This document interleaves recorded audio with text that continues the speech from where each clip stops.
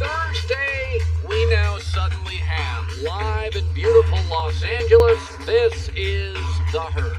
Wherever you may be and however you may be listening, we're on Fox Sports Radio, iHeartRadio, and FS1. Nothing makes me happier than a big NFL trade, especially to a team I love, a GM I love, and a quarterback I used to love and want to fall in love with again, Carson Wentz to the Colts. I'm going to be unbearable today. Alex Curry is sitting in for Joy Taylor. Alex, how are you? By the way, Alex has been covering baseball forever, and huge baseball deal today. She'll have that in the Herd line. Massive deal. Fernando Tatis, who's an unbelievable rock star. So how are you? I'm doing great, Colin. It's going to be a great day. I can feel your energy all the way over here from that excitement. Yes, I have a Red Bull. I'm just going to put it aside. Oh, that's dangerous. I'm going to be unbearable because I love Carson Wentz. I was just on the phone for a half hour with Chris Ballard about 4 or 5 days ago, the Colts GM. He was in a good mood. I knew something was up. Yeah. He was in a really good mood. And I love what the Colts are doing. I think he didn't blink, by the way. This is what Chris Ballard did. Now, I'll tell you what's great about the NFL. So Carson Wentz now to the Colts. We talked about this last 3 days. It's really interesting. The two teams that are better today than they were 2 weeks ago are the Rams, Matt Stafford. So the Rams last year went 10-6 and won a playoff game and gave the Packers trouble. So I think Stafford makes them a game to a game and a half better. So I've already made my NFL predictions. I haven't put them on the air yet, but I've already done my standings at home. I think the Rams go to an 11-5 team with a chance to win multiple playoff games with Stafford. I don't think it's like going from Jameis Winston to Brady, Stafford to Goff, but I do think it's an elevation. He's better in a money pocket. He's got a better arm, a little more athletic. And now Carson Wentz to the Colts. I feel the same way. He makes them a game and a half better with a chance to win multiple playoff games. They were 11-5 last year. I think this makes them 12-4, game and a half better. Stafford is better than Goff. Wentz is significantly more athletic than Phillip Rivers. May not be as good at the line of scrimmage. Phillip's really good there. But I think in both instances, and they both did it differently. Les Snead in L.A., a competitive market, is a go-for-it guy. I mean, he's a wheeler and dealer. Chris Ballard doesn't blink. Here's what I'm offering you, and I'm not budging. And they both worked. There's more than one way to win in this league. There's more than one culture. Green Bay wins with their culture. New England wins with theirs. Kansas City's a little flashier. Tampa's down there, crazy town, bringing in all sorts of people. There's more than one way to win in this league. The Rams went and got Stafford, wheeling and dealing. Bidding war. Colts did the opposite. Here's what we're offering. A third-round pick and a second-round pick. So this year, they're giving up a third-round pick. And the following year in the draft, they're giving up a second-round pick, which may become a first-round pick, but right now it's a second-round pick. They didn't blink. So, now, and I think this is huge. I think in both Stafford to the Rams and Wentz to the Colts, you have upgraded from very good playoff teams. I now consider the Colts one of my 7 teams in the Super Bowl bubble. I think I got the Rams in. Again, they went 10-6 and won a playoff game with Goff. I got Green Bay in. I got Tampa Bay in. And I have San Francisco. As long as Garoppolo is the quarterback and upright, I have them in. In the AFC, I've got Kansas City, Buffalo, and the Colts. I do think Baltimore is close, but I've got to see Lamar Jackson to be able to play from behind, throw the ball late in games more consistently. Seattle's got talent, but I think they make it up as they go in recent years, and I've got my issues with Pete Carroll having too much power. This is what it feels like to me. You got 4 NFC teams that should be in my Super Bowl bubble. Green Bay, the Rams, San Francisco if Garoppolo plays, and Tampa, and I think it's the Chiefs, the Colts, and the Bills in the AFC. And yesterday I talked about this. I said there's warning signs, there's 5 warning signs in the NFL that your franchise is about to join the clown show, the clown club.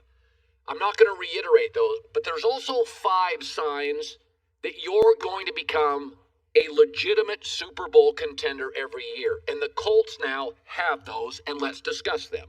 Number 1, the quarterback and the coach have a strong relationship.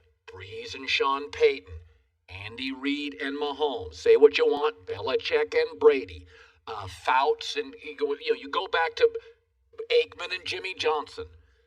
Generally speaking, you are in you don't have to win a Super Bowl, but you're in the ball. Arians and Brady, turbulent early, got along great. When the quarterback and the head coach are in unison and they respect and like each other, you win a lot of games, and Wentz and Frank Reich will be great together. He's never been the same since Reich left. Number two is you have protection. I've said this in baseball, you cannot win a World Series with a lousy bullpen. You can't be bleeding runs no matter. I mean, the Dodgers bullpen wasn't great last year, but it was good enough. You cannot win Super Bowls with a crappy offensive line. The Buccaneers, the untold story of the Buccaneers Super Bowl was their offensive line at the end of the year was fantastic. Brady wasn't getting touched. Number three, you got to give your quarterback some weapons. That's why Brady left New England. Jonathan Taylor for the Colts has become a star at the end of the year. He didn't have a preseason. Michael Pittman, ask the Bills secondary, has become a star receiver. They also have Paris Campbell, hurt last year, one of the fastest players in the NFL. He'll be playing for the Colts this year. You got to have a top 10 defense. That's number four. You don't have to be great. You don't have to have great defense, but you can't ask your quarterback to win 44-40 every weekend. The Buffalo Bills defense this year wasn't very good, but it was situationally pretty good. But it has to get better. The Bills defense has to get better. I mean, Phillip Rivers ran up and down the field on him. So Wentz gets a top 10 defense. And number five is you got to have a legitimate front office that just keeps your roster viable. You got to manipulate the cap. You can't pay like Dallas good players great money. So the five things to me that means this, by the way, this is kind of what Baltimore usually is, what Green Bay usually is, what New England was, is you got a good head coach quarterback relationship, good offensive line, give him some weapons, a defense that lets you win occasionally 23-20, and a front office that's viable, manipulates the cap, keeps the roster tight. You've always got a little cap space. You don't have any dead money. You're not paying good players great money. So I think right now the Colts just found themselves. The Rams and the Colts both are in my Super Bowl bubble, but I think the Colts are there this morning. They didn't blink. They've got their way of doing business. And congratulations. I knew when I talked to Ballard he was in an especially good mood, and he just landed Carson Wentz. And let me just say this about, there are different ways to do it, but what you never want to do, even in life, is sell your soul. I mean, I'm a saver. I don't spend a lot of money. I make a pretty good living. I put 50% of my income away every year. That's who I am. Now, I tell my kids I overspend for two things: experiences and education. I'll break the bank for college, and I'm going to spend a lot of money if I want to take my family to Hawaii. Because I remember as a kid, we went in 5 or 6 vacations. I can remember when I was like 7 years old. But my value system is I'm not going to sell my soul. Okay, this is what I am. I'm a saver. The Pittsburgh Steelers yesterday, Kevin Colbert, their GM, came out. His quote was on Big Ben: "As we sit here today, Ben is a member of the Steelers." Not exactly a big advocate, by the way. That's what Les Snead said exactly a week later. He traded Jared Goff. The Steelers have sold their soul a little bit on Big Ben. Let me tell you about Big Ben and the truth. And Pittsburgh has known this since day one. He doesn't commit in the offseason. Jay Glazer jokes his idea of an offseason workout is beers and a yoga workout once a week. He's never been good with film study, and it's gotten worse over time. He's an average practice player. They run a remedial, unsophisticated, audible system. They've catered it to Ben. And also, he struggles with high-profile offensive players. Pittsburgh's a smart organization. They know he should be better at film study. They know he should be more committed in the offseason. They know he's too dramatic when anybody gets a little glare on the offensive side. They sold their soul for Ben, and here's where they are. Trapped. $42 million. If they cut him, they'd pay $23 million on the cap, and he's now bad at the end of the year because he's never committed in the offseason. He was awful in December. He was 1-4, 8 picks. Bad. That's what happens as you age as a quarterback. Breeze didn't have the arm left in December. Ben's bad in December. My wife preaches something all the time, and she's always on this. She's always like, stay current, dress current, social media current, get on Instagram. Just stay current. And Tom Brady's the embodiment of this. He gets on social media and he's funny. He's relevant. He's good with young teammates. He's adaptable. He's very good with his body. Tom is the embodiment of staying current. His Super Bowl wife probably is part of that equation. She's got to stay current. He stays current. Ben and Favre never did. This is who I am. I'm not moving. I'm not improving. I'm not learning new stuff. And they both age poorly. And I'll say this for Green Bay. Green Bay may drive me nuts sometimes. But even for the smallest NFL market, they never sell their soul. They moved off Favre, and they've already drafted Aaron Rodgers' replacement. They don't romanticize the past. Green Bay never sells their soul. I wish occasionally they'd go for it in free agency. But they've got a soul and a value system, and they never trade it. Pittsburgh, a small market too, sold their soul for Big Ben. They knew he was a crappy practice player. They knew he wasn't committed in the offseason. They know he doesn't put in the film study time. But he was so talented. They appeased him. They placated him. They let him get away with it. And now they're trapped. Green Bay's not trapped. Pittsburgh's trapped. All right. Now, that said, not all good news for Green Bay on the J.J. Watt front. I think you may be noticing this too, but it really jumped out to me this morning. Carson Wentz is now a member of the Colts. Oh my God, I'm going to be intolerable for the next 2.5 hours. I'm so happy right now. Swear to God. When a player goes to a team I like, I'm just going to be obnoxious, and you're going to have to deal with it for the next 2.5 hours. I'm sorry. Be sure to catch live editions of The Herd weekdays at noon Eastern, 9 a.m. Pacific on Fox Sports Radio, FS1, and the iHeartRadio app. Pour yourself a drink and let's chat. I like where this is going. Count me in. I'm Erin Andrews. And I'm Carissa Thompson, and you need to check out our podcast, Calm Down, with Erin and Carissa. We've spent our careers covering sports and are always a little late to the game, so we decided this podcast thing was worth a shot. Always late to the game. We're going to let you in on our lives, what they're really like, how our husbands are already over us, getting old, my gambling addiction, Our obsession with Schitt's Creek, what it's like to own a small business, and what I'm going to try to attempt to cook now that football season is over. well, I can't cook. Whatever. We're going to have the unfiltered conversations that everybody wants to have, but they're just too afraid to admit it. We have a lot to say, so we're going to cover anything and everything and probably get sidetracked along the way, so keep up. Including cover twos. We're two best friends. We're going to ask all the questions that no one else will and share the stories you'd never expect. Listen and follow Calm Down with Erin and Carissa on the iHeartRadio app, Apple Podcasts, or wherever you listen to podcasts. Hustler Turf Equipment has the most complete lineup of residential and commercial zero-turn lawnmowers in America. Over 1,000 dealers. Hustler Turf dealers are near you. Visit hustlerturf.com. That's hustlerturf.com. Carson Wentz has been traded to the Colts. By the way, the Colts had a top 10 offense last year. Moving the ball, they were 9th in yards per play, and that's with Phillip Rivers, who is, and I love Phillip, but he's the least athletic quarterback in the league ever since Eli Manning retired. So they couldn't move the pocket, and they were 9th in the NFL in yards per play. And it should also be noted that Jonathan Taylor, the rookie running back, 22-year-old kid, from Wisconsin, he didn't really emerge until post-Thanksgiving. So if you really look post-Thanksgiving, Michael Pittman, the wide receiver from USC, the rookie, again, there's no training camp. There's no exhibition season. Those guys didn't really pop until post-Thanksgiving. So at the end of the year, the Colts felt like, to me, they were a top 5-6 yards per play offense. Now you bring in a quarterback who sometimes, to his demise, likes to move the pocket. So this is going to be a much more viable offense. They won 11 games last year with the least athletic quarterback in the league.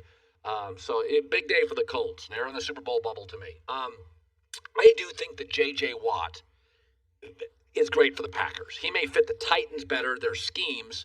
But Joe Barry's the new Packer defensive coordinator. He's done a 3-4, a 4-3. He's done it. I know Joe. He can do whatever he has to do for his personnel. But the latest story is, and this stuff starts leaking, and I've always had a theory in my business, stuff only leaks when people want it to leak. All right? Like, we don't get stories if you don't leak stories.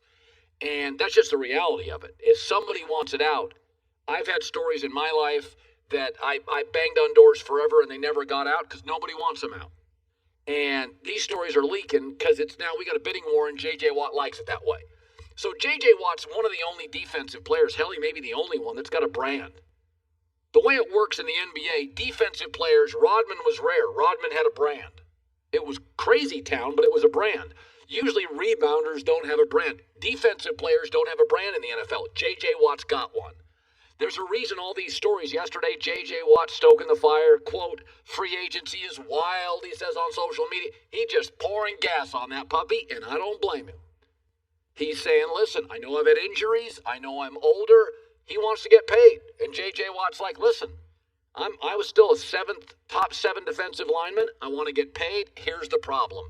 Green Bay does not get into bidding wars. As I just talked about, some teams are very comfortable with that. Dallas is. Through the years, Philadelphia is. Rams are. Some big city teams, they'll get into these bidding wars. They're okay with it. They trust their scouting department, and they trust their market to make the big move worth it. Indy's not going to do that. Belichick's not going to do that. And Green Bay's not going to do that.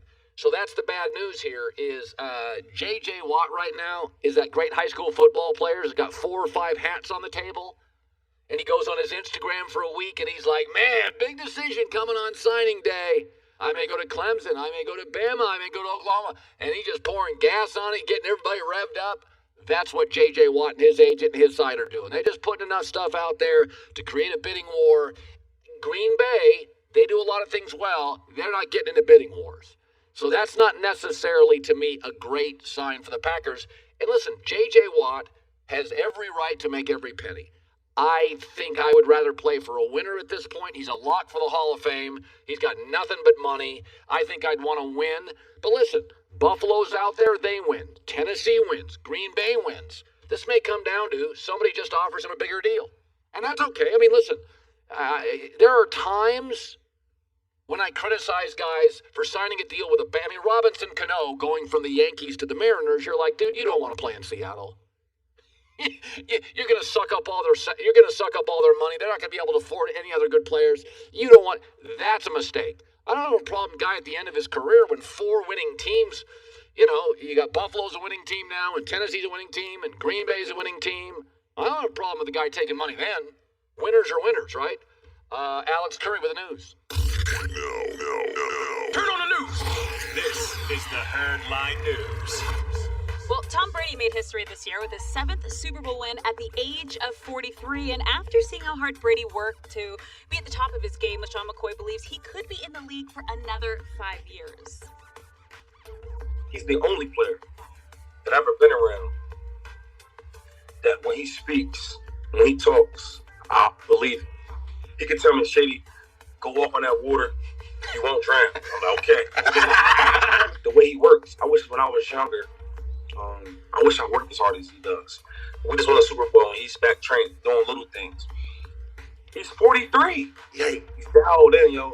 He can play another 5 years. Just because not only just the talent or the big arm and all that, it's just like he gets it.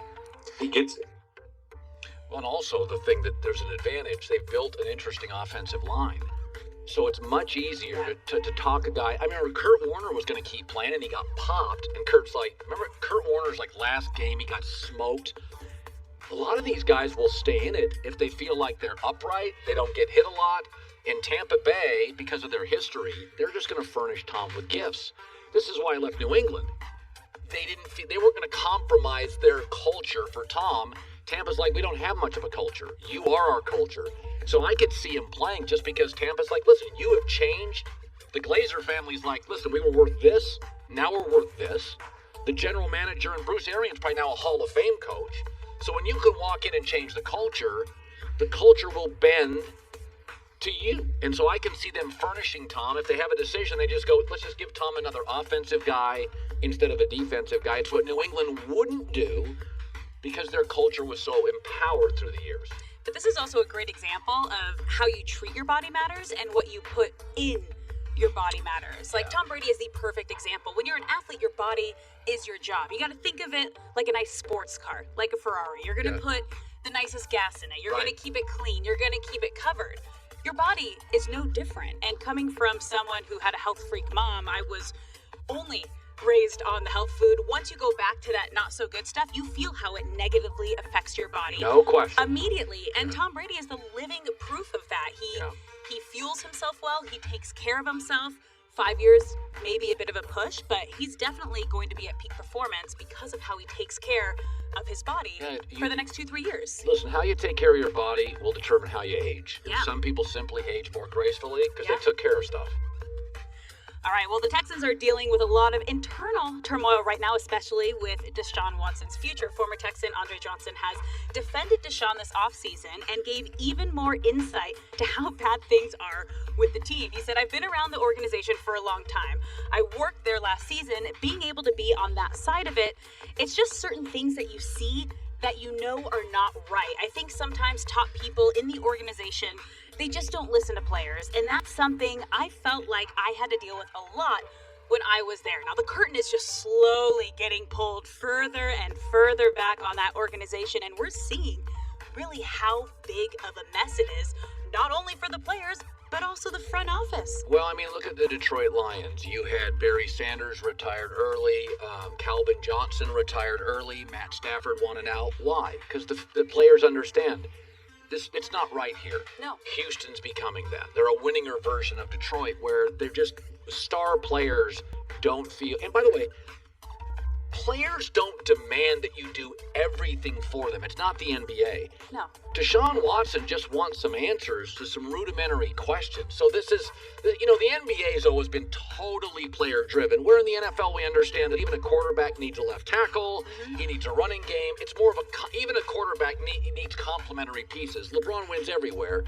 It's not like Texan players are asking unfair, unreasonable questions. No. Could you just not give away draft picks? Could you?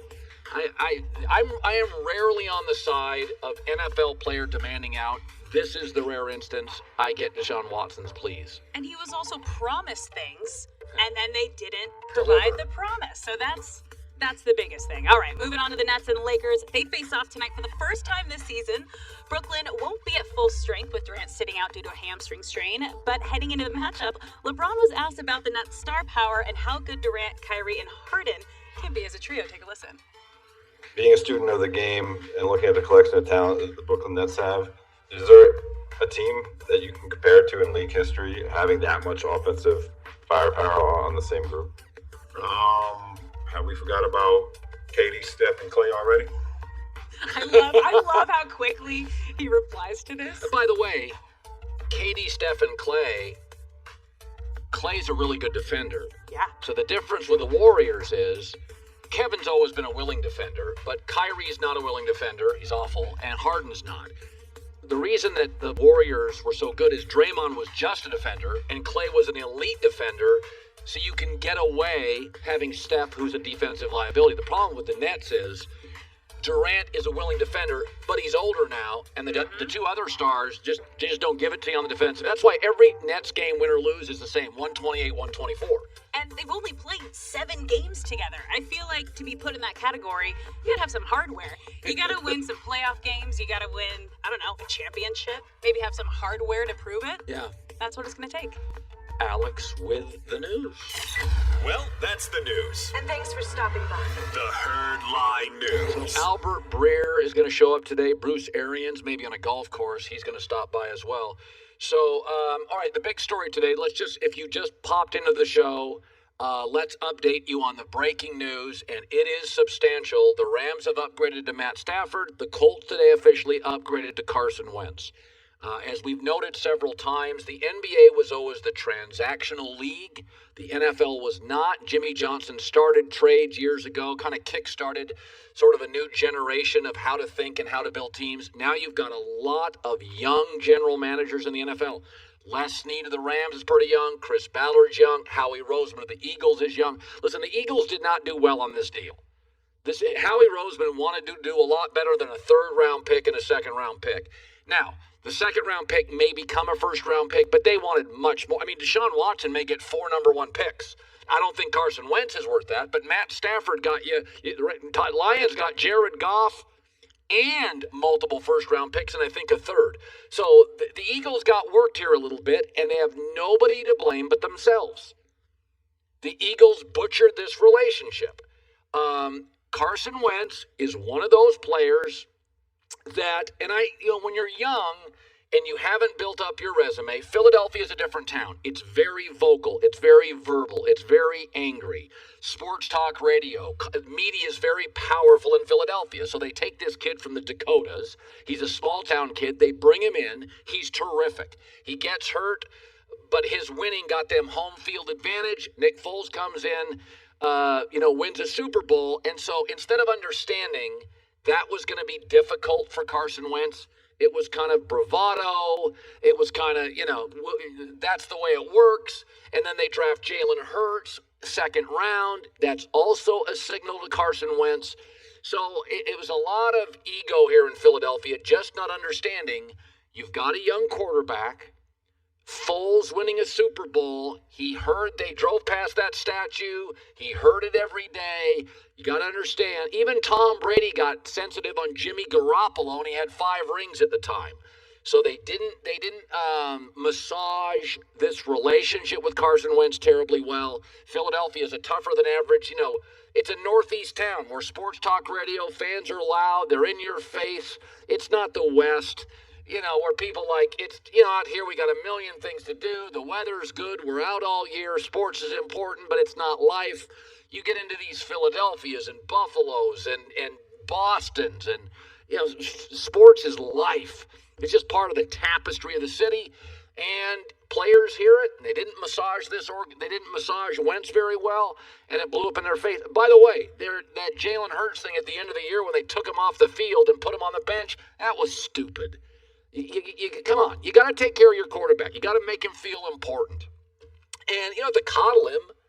You have to coddle Carson Wentz. You have to coddle Mahomes.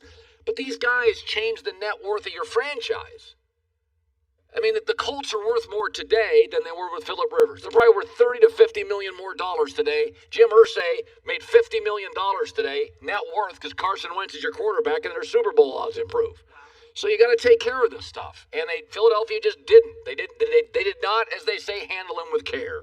And he needs right now, he needs a little love. He needs to be embraced. He's going to get Frank Reich. He's got the offensive line. He needs an organization to fall in love with him again and tell him, you're our guy.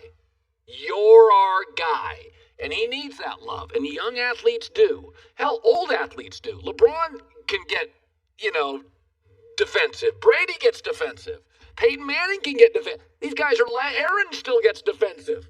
When they draft a kid out of Utah State, you got to take care of these guys. They're the franchise. Philadelphia didn't, and they got worked by the Colts. Very exciting. By the way, another contract thing. I'm about done talking about this. There's a story today on Dak's contract that Todd France is his agent. Todd's a very legitimate agent. And there's talk how the Cowboys can pay him about $32 million a year, big signing bonus, and make it work. I'll say this about all contract negotiations. Somebody's usually got the leverage. A lot of times it's the corporation. It's the team. The longer the Cowboys have waited on this, in my opinion, the more leverage Dak has. There's 4 or 5 things working now in Dak's favor. Number one is Jerry Jones is 78. He didn't want to start over with a rookie quarterback. He's 78 years old. He wants to win. Dak's productive. Number 2 is Dak is beloved by teammates, and he ensures you won't have chaos at the position. Number 3 is Cowboys have a lot of needs to fill. It'd be nice to go into camp knowing you got the quarterback. I mean, they got to go draft another corner. They got to draft a safety. They got to figure out what to do with DeMarcus Lawrence because he costs a fortune. They may have to move one of their wide receivers because they got 3 of them, but yet they've got an aging offensive line. The other thing Dak's got going for him is we got 9-10 teams need a quarterback. Now, take the Colts out of it. We may be down to 8. Dak's got a market. He's got a market now. It may not be the market he wants at 35 large a year, but Dak's got a market today. The Colts are off it, but you got a San Francisco. We talked about it yesterday. Pittsburgh now, listen to their GM. They're looking for somebody. So I think the longer this goes, it doesn't always benefit the employee or the quarterback. But I think in this instance, the longer they go, Dak eliminates chaos at quarterback. And in the NFL, you'd prefer to be great, but what you don't want to be is chaotic. Washington this year at times was chaotic at quarterback. Dak ensures you're not chaotic. He's not maybe as great as you want, but Jerry's 78. He doesn't want a circus at the most important position. All right, coming up next, Albert Breer joins us on the Colts acquiring Carson Wentz. Did the Eagles get completely worked? What's that mean for Darnold? What's it mean for the rest of the teams? What's it mean for Garoppolo? What's it mean for Dak? Albert Breer next. Be sure to catch live editions of The Herd weekdays at noon Eastern, 9 a.m. Pacific. Hi, it's Laverne Cox, and on my new podcast, The Laverne Cox Show, we're ripping the Band-Aid off trauma resilience, dating, diet culture, dating, white supremacy, dating. Okay, I'm not gonna get explicit, but just because you cute, I'm not going to. I know what you were gonna say. Yes, girl. And honey, we have a lot of fun along the way. You have a lot of lesbian fans who love your femininity and glamour, and they just really, really want you. And I want us to talk openly about the difficult things we all face as humans, and as humans in America. Racist white people in the United States will sign their own death certificates. They will vote for policies that crush them, no safety nets, no health care, because they feel too much like entitlements, and those are folks of color, right? Listen to the Laverne Cox Show on the iHeartRadio app, Apple Podcasts, or wherever you get your podcasts. Make sure you subscribe and share. Improve your diet, improve your life. Delicious, high-quality protein from ButcherBox. Sign up today, butcherbox.com/herd. 2 free New York strips and a pack of bacon. First box, butcherbox.com /herd. You know, it's interesting. I'm not in any way insinuating that Carson Wentz is Brady. I'm not insinuating that, but like Brady, Carson Wentz inherits some of the same things Brady did in Tampa. Really talented defense, a proven veteran coach, and some really nice weapons. So it's nice. Like Philadelphia, offensive line, not nearly as good as the Colts.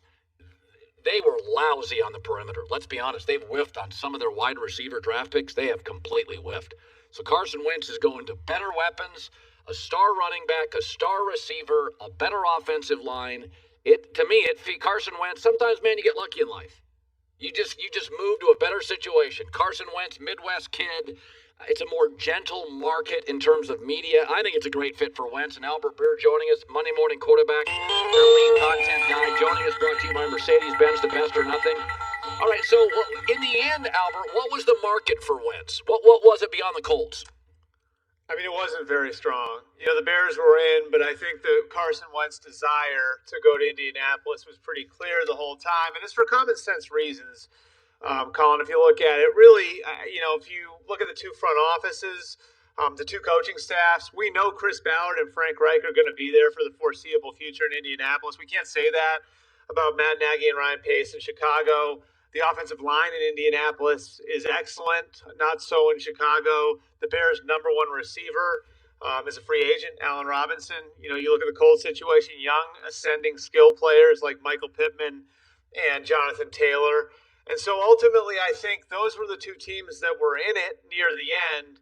And, I think if you're the Bears and you look at this and you say, okay, we're going to have to take in $47 million over the next 2 years, $40 million of which is fully guaranteed, and give up draft capital, and the guy doesn't want to come here, we really got to think long and hard about that. And so I think Wentz did play his leverage to some point here, making it very clear that he wanted to be a Colt. And again, he wanted to be a Colt for some very common sense reasons. It's interesting. They won 11 games with Phillip Rivers, and Phillip Rivers marched up and down the field at Buffalo. I mean, they just kept moving the ball down the field.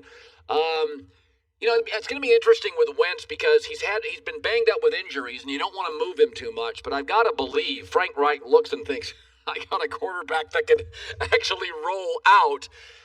Do you think, will your gut feeling on how long before Wentz looks like the Wentz you and I both think he probably is? I have no idea. I mean, I honestly, the tape was so bad in 2020. There's a lot they have to work past here. He's been hurt a lot. He didn't take hard coaching very well in Philadelphia. There are some people who've been around him who feel like he needs that. and maybe Frank Reich will give it to him. But I think it's very hard to predict whether or not he's going to wind up, being the guy that he was, in 2016, 2017 in Philadelphia, or is he Robert Griffin, where he flashed a lot early and the scheme really helped him, and then he had to learn how to counterpunch and evolve as a quarterback, and he couldn't do it. That part's on him. So you got the perfect situation now. You're going and playing behind a very good offensive line. Great team builders, a very, very well put together roster full of ascending young players, and you got the coach you want. You got Frank Reich, you got Press Taylor as your pass game coordinator, the guy you were very close to in Philadelphia. Now it's sort of on Carson Wentz. So I can't tell you whether or not it's fixable. I mean, most NFL people you talk to aren't sure if it's fixable, but I think that if you're talking about the best situation for it to get fixed, Carson Wentz is in it right now. All right, couple other things. Kevin Colbert came out and said Big Ben's a Steeler right now, which is what Les Snead said a week before he traded Jared Goff. Listen, they're kind of trapped in cap space hell with Big Ben, but it did offer a sign that it feels like Pittsburgh's sort of done caving to Big Ben. That's what it felt like to me. What did it feel like to you? Yeah, I did get that feeling. They've obviously committed a lot of money to him, and in the past we've seen them kind of hold on to older veterans and let them age out, and they've paid the financial repercussions for those sorts of things in the past. So you do wonder if there's like a little bit of a negotiating tactic going on here, where it's like, Ben, you may not have many options out there if it's not here, so you need to play ball with us. And I don't think, given Ben's history, that he's going to give up much at the negotiating table either. So that sort of feels like that's where we're at now, too. I think the other thing you need to pay attention to here also, Colin, I think a lot of teams are looking at it this year, looking at the guys who are going to be available in the draft, guys obviously like Trevor Lawrence, but Justin Fields and Zach Wilson and Trey Lance. They're looking at some of the veteran quarterbacks who could be available. Obviously, Carson Wentz just went. There are going to be guys like Sam Darnold, Marcus Mariota that could be out there. And then they're looking past that to 2022. Not a ton of guys that have the promise to be first rounders in the draft next year. The free agent class in 2022 doesn't look great.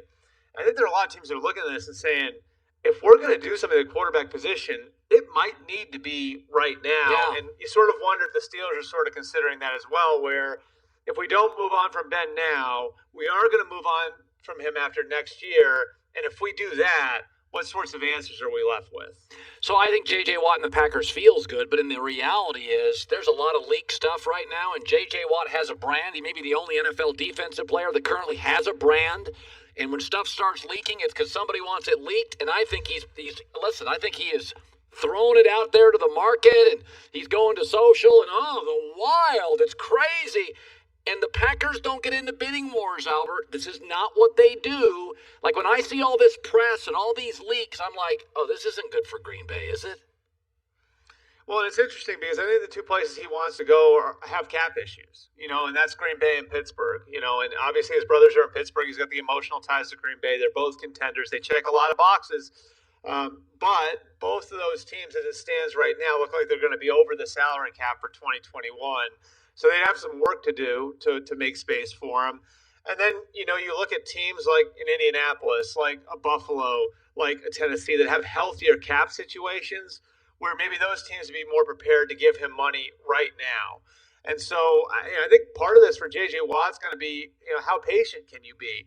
Right now, there's no guarantee the cap is going to be any higher than $180 million. Now, if the television deals get done, maybe that's $10 or $15 million higher. Maybe that loosens up some money, and some of those teams can spend a little bit more, teams like Green Bay and Pittsburgh.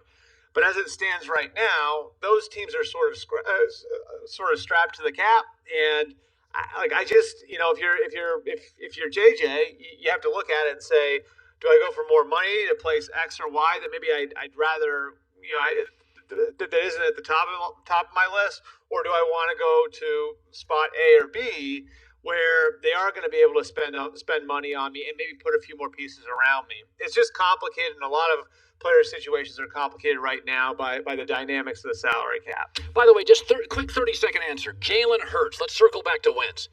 Is Jalen Hurts the answer for Philadelphia long-term, in your opinion?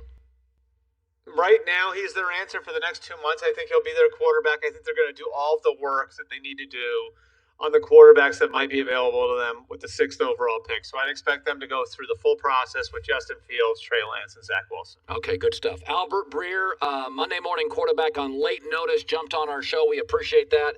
And great talking to you, man. All right, thanks, Colin. Yeah, I mean, listen, Jalen Hurts, they drafted him in the second round. You're not going to draft a quarterback in the second round if you don't think he's a franchise quarterback. You're not. So they think he's good. You don't draft a quarterback in the second round unless you believe he at some time is a franchise quarterback. Sometimes you draft guys in the 4th, 5th, 6th. You're like they're a project. The Colts drafted Jacob Eason. Was it last year? I think it was last year. Is a 4th round pick from Washington. Not big arm, but that's somebody that, like, listen, we're gonna back him up.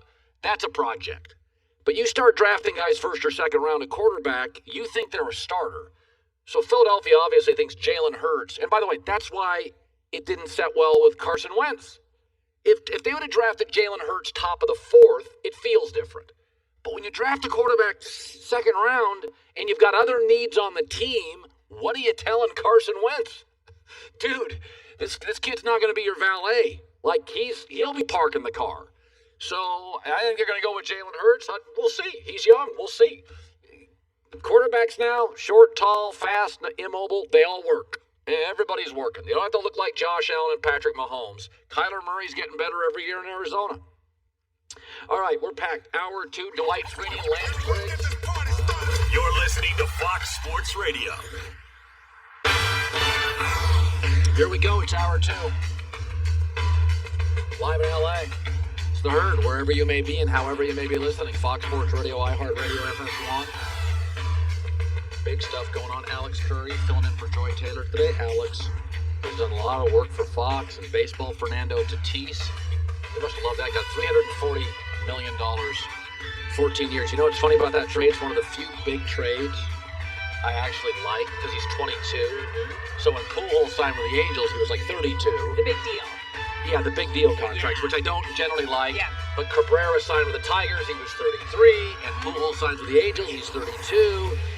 And then when Cano signed with the Mariners, you're like, he didn't want to play there. He just wanted the money. This is a 22-year-old who's going to sell a ton of merchandise because he's not only great, but he's flashy. Oh, yeah. And by the end of this contract, he's 35 years old. So he'll be out of his prime, but he'll still be a viable player because he's got power. So it's like, this is one of the rare baseball moves. I'm like, oh, no, this one makes sense. He's great. He's flashy. He makes an irrelevant franchise relevant. He's going to sell a ton of merchandise. And they're signing him when he's a kid. They're going to get his best years. Yeah. They're getting his prime years, which is not usually what you get. No. You usually get it after. You get the big deal after you have those amazing years. Yeah, it works that way in baseball a lot of times. You get paid when you're like middle or near the end of your prime. You could argue this will be his first year in his prime. Mm-hmm. And in baseball primes, unless you're a pitcher, baseball primes last about 7 to 8 years. So that's over half the 27. contract. Yeah, 27, you're getting up there and then hitting the peak, and then 30s. So good for them. Yeah. All right, so let me just talk about Carson Wentz has been traded to the Colts. And I saw this stat just a little bit ago. With the Wentz trade, there is now not a single quarterback drafted in the first round from 2009 to 2016 that is still with its original team. So that's 0 out of 22. Meaning quarterbacks in the NFL are now like every other player. They get moved. The NFL's never been a bigger business. And when businesses get big, there's a lot more pressure. And when there's more pressure, people move off stuff quicker. So you got two things happening in the NFL. Everything's $1 billion now. There's no more $1 million teams. It's all $1 billion teams. There's more pressure on the GM. There's more pressure on the coach. And what's that mean? You're going to move off players. You got to win now. And, like Philadelphia, they got a Super Bowl, and that's why, that's going to, very rarely does a coach get fired after that. And they had such a bad relationship between GM and coach, they fired the coach. But it's a win-now league. And we've always understood that, but I think more than ever, build it to win now and deal with salary cap and draft picks, figure it out later. So 22 quarterbacks drafted first round from 09 to 2016. None are with their teams. And it's become a very transactional league. And if you're not good, it doesn't mean your career's over, but people are going to move off you. And people have moved off players in the NFL forever. They just didn't move off quarterbacks. They didn't hit the market. Now they hit the market. You know, it's funny. At the start of the year, I can remember going on a rant. Joy was here. I went on a rant in like August, and I'm like, we're getting to a saturation point. There's like 3 teams that need a quarterback. But by the end of this year, Breeze is going to retire. Big Ben should. Wentz dovetailed, and you look up and you're like, 9-10 teams need a quarterback. So, and there's not 9 or 10 guarantees on the market. Wentz has injury history. Mariota does. Sam Darnold has regressed. I mean, Dwayne Haskins, is he a bust? You know, Pittsburgh signs him. You cross your finger. You got all these rookie quarterbacks. People can say whatever they want, but Wentz, to me, is actually the surest thing on the market. Because Garoppolo can't get to week 3 without injuries. Darnold's regressed. Mariota can't stay healthy. You have no idea with the rookie quarterbacks.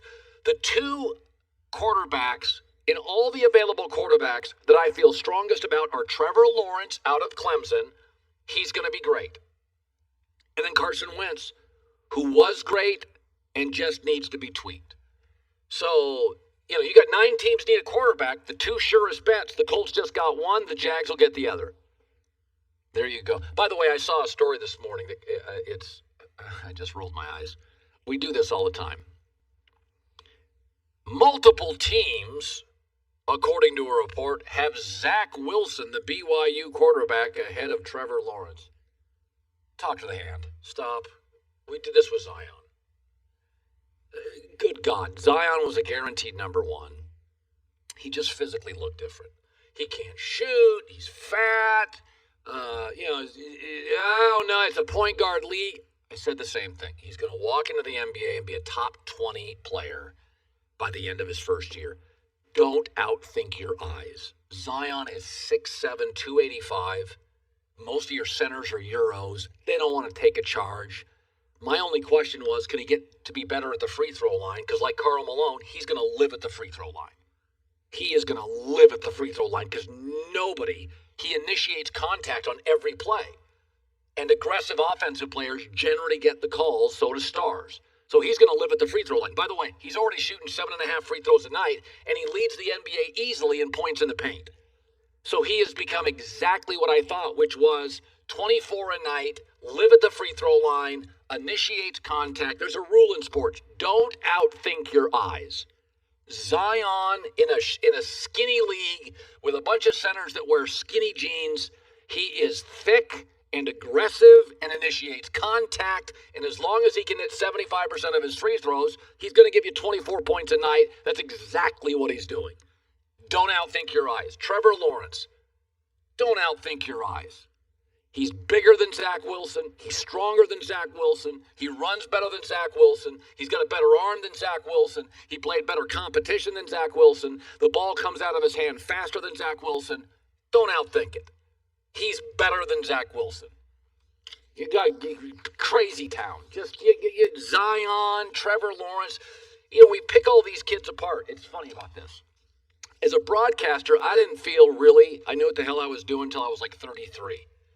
You expect all these athletes at 22 to be these refined. It's not the way it works. We picked apart Andrew Luck. We picked apart Zion. We're picking apart Trevor Lawrence. They're kids. Good God, they're kids. Let them mature. They say your brain doesn't fully develop as a boy until you're 24. So let them grow a little bit. Andrew Luck went to Stanford. He made some of the dumbest throws his first 2 years in the league because he's a kid. And the game's fast, and the NFL's way faster than college, and the NBA's faster than college. And it takes you a year or two to catch up to the speed of the game. It's like AAA baseball or the bigs. You're like, oh, it's one step. No, you get to the 8th best pitcher on a major league staff, and he's your first or second best pitcher on a AAA staff. There are no easy hits in Major League Baseball. Everybody's throwing 94, and the ball moves with everybody, or you stay in AAA. All right, let's go to Dwight Freeney, who's going to be a first-ballot Hall of Famer. 16 years, 7 Pro Bowls, 11 years with the Colts. He is now joining us live. Super Bowl champ as well. Well, Dwight, the Colts made a little move today. Yeah. I love it. I feel the same way. You know, it's interesting. The Colts aren't known for big, splashy moves. But this is, they're going out there. Carson Wentz, he regressed. Are you concerned at all, Dwight, that he did regress last year? It's some bad tape on him. Well, I mean, this is what I've always said. It's about system. The system that you play in, who's calling the plays for you, builds comfort, builds confidence. What he did with Frank in 2017, I think he had like 33 touchdowns or whatever, and less than 10 interceptions. He had a great statistical year. It's no surprise that Frank wanted to bring him in because they gel together very well. It's no different when I was talking about Phillip Rivers. When Phillip, the year before he went to Indianapolis, he had like 20 interceptions or something like that. Didn't have a great year. Then he goes into a system where Frank really understands Phillip because he was with him in San Diego, and they have a good statistical year. You know, it's funny. The Colts culture is a little like Green Bay. They're not going to get into bidding wars. They're going to ask you to suppress your ego. They're going to coach you hard. Do you think Wentz psychologically fits? I mean, you were not pampered there. I mean, Dwight, you're a Hall of Fame player. Even Peyton, they'll coach you hard in Indy. They're not going to pamper you in Indy. There's a lot of stories out there that Carson doesn't like to be hard coached. What do you make about that? Because Indy has their own culture. No, absolutely. But you got to understand, this is different eras.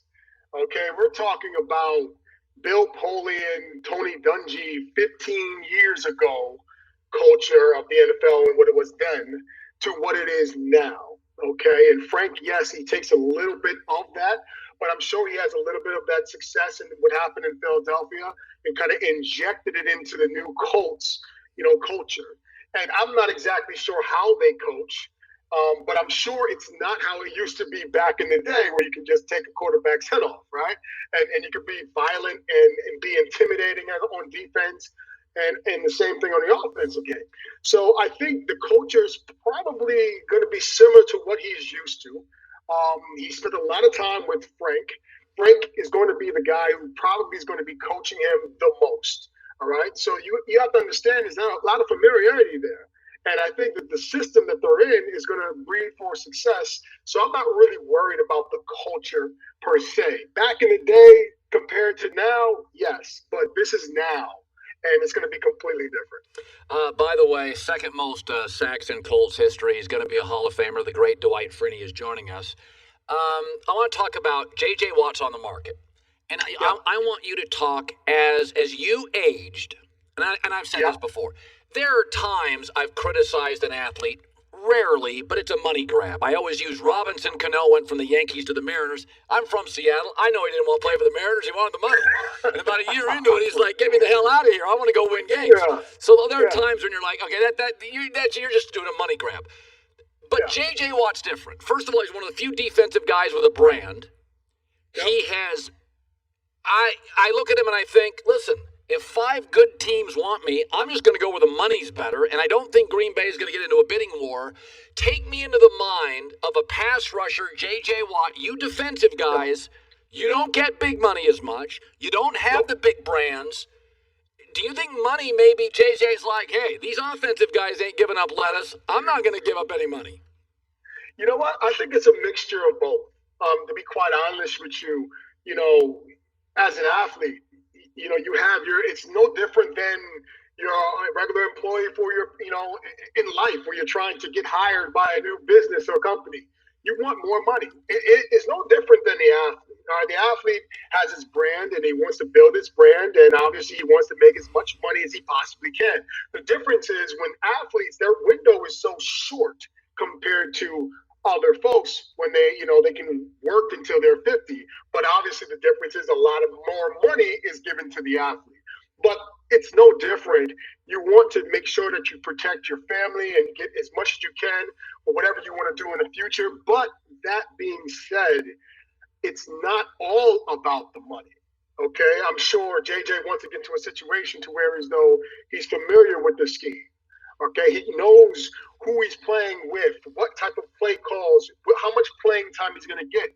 And the thing is, it's not always about how many sacks you're going to get. You know, when you're trying to find a guy like JJ, he might just change the culture as far as a leader is concerned. Yeah. You know, you may want somebody in there to coach up the younger guys. A lot of times that was being brought in, yes, to play on third down and what have you, but it was also to help the younger guys behind me learn how to be a professional, right? And experience is like no other in the NFL.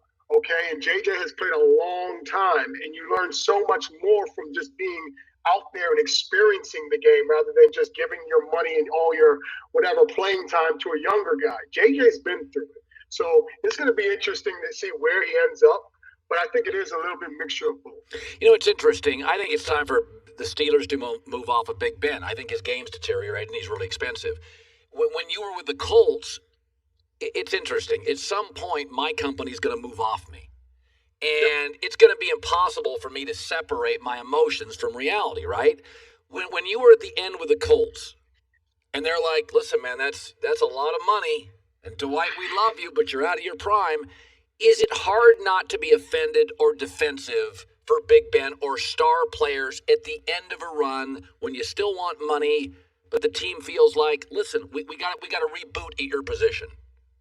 It's almost impossible. Okay, I mean, I'm quite honest with you. I wish I had the conversation, you know, with my upper management about, hey, Dwight, do you want to take less money or what have you? Maybe I would have took it. Maybe I would have been like, you know what? Screw you guys. You guys don't see my worth. I'll go somewhere else. But we never had that conversation because it was new management. All right, so the new management came in and just said, hey, Dwight, hey, it's been great. We're going in a different direction. All right, so the thing is, once you played like for so long at such a high level, the reason why you're there is because you think and you believe you can continue to do this. This is what helps you succeed in going out there at whatever age, 33, 34, 35, and continue to do great things because you have that mentality. All right, so most guys, you know, I'm sure JJ believes, and it might be true, that he can still be as dominant as he used to be 6-7 years ago. Put it in the right system, maybe he can be. But the problem is, I don't know if the management, wherever he's going to go, is going to believe that. And they're so into this whole thing. The older you get, you're gonna get it hurt. You're gonna get this. You're gonna get that. We have to groom the younger guy. So this is what he's going to, is going to come against. And it may be a problem for him. That's why I say it's very important he goes to a place that he really loves the system and loves where he is. By the way, I'm going to ask you a trivia question. You had 126 sacks in your career. Do you remember the quarterback you sacked the most? Ooh, man, let's see. You know what? I think David Carr has to be up there. I'm not exactly sure if he is. He number one? He's tied. He's tied for number 17. Yes, he is. Listen. I love playing David. And when I see him in NFL Network, we joke around a lot. About how those days were. He didn't have a chance. Okay, they didn't have a great system for him. It wasn't set up for him. And for me, it was like strictly a statistical game. I couldn't wait to just wait to third down to go ahead and tackle David. All right. By the way, third and long Madden tournament starts March 1st with Dwight Freeney. Football fans from 13 to 35. Madden NFL 21. It's called Third and Long Madden Tournament with Dwight Freeney. Great to have you on today as a Colt. I think it's a good day for the organization. I kind of feel the same way. I kind of feel like they won 11. I feel like Carson's at least another win and a half. That's kind of how I feel this morning. So, Third and Long Madden Tournament starts March 1st. Dwight Freeney, thank you for coming on. Yeah, man, thank you for having me. Take care. You bet. By the way, the other guy that he sacked the most also played for the Texans, Matt Schaub. So our Greg Toohey, our producer, David Carr and Matt Schaub, Dwight Freeney feasted on him. Well, they say in baseball, 300 hitters get most of their hits off the number 3 and 4 starters, not the ace. So he took advantage. I don't know. We got a lot of stuff today. Carson Wentz is now a Colt.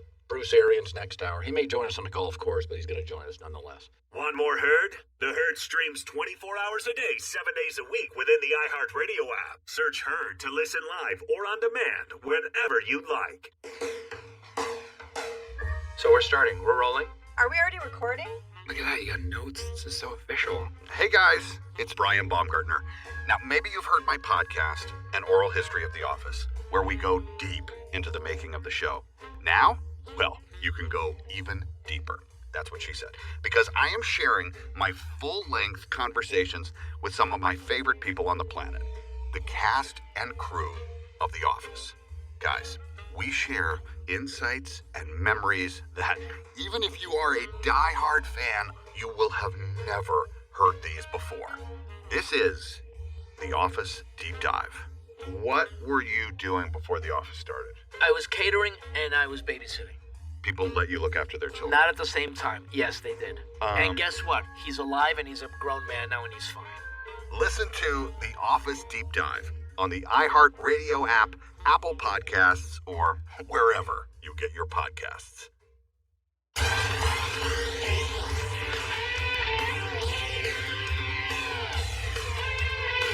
Sunday on Fox, the NASCAR Cup Series returns to Daytona as Chase Elliott looks to defend his win at the 14th Burn Road Course. All action starts Sunday at 3 Eastern on Fox and the Fox Sports app. By the way, Lance Briggs, a great, like Dwight Freeney, a dominating player in the NFL for the Chicago Bears. He's their second leading tackler all time. That's saying a lot for the Bears. He'll be joining us this hour. He does some media in Chicago. He's another Hall of Fame guy that's going to get votes.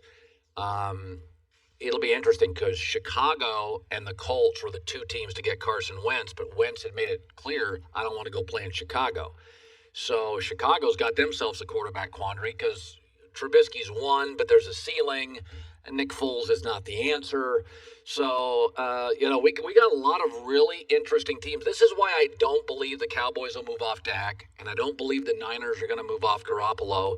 We got 8-9 teams need a quarterback, and we don't have 8 or 9 Carson Wentzes.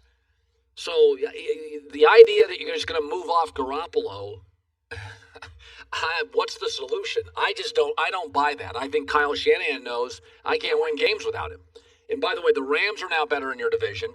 Kyler Murray's getting better, and Seattle's not going away. So if you're San Francisco and you move off him, what's the upgrade? The NFC West right now is the best division in football. It's the best division in football. It's certainly the best quarterback division between Garoppolo, Kyler Murray, Russell Wilson, and Matt Stafford. So you just can't go into a season without answers. And Garoppolo knows the system. You cross your fingers on his health, so that's where we're at. Alex Curry with the news. Turn on the news. This is the Herdline News. Let's get her mic on. Here we go. Yeah, go ahead. On? Yeah? Yeah, there you Got me now? Yep. All right. Well, the big news of the day is that the Eagles have reportedly traded Carson Wentz to the Colts for a 2021 third-round pick and a conditional 2022 second-round pick that could turn into a first-rounder. Now, the two teams have been in talks towards a deal for a couple weeks, and Wentz will now be reunited with his former offensive coordinator, Frank Reich, in Indy. Now, I think this is perfect for Wentz. You've named a lot of great reasons, but I think the fact that he feels wanted is huge.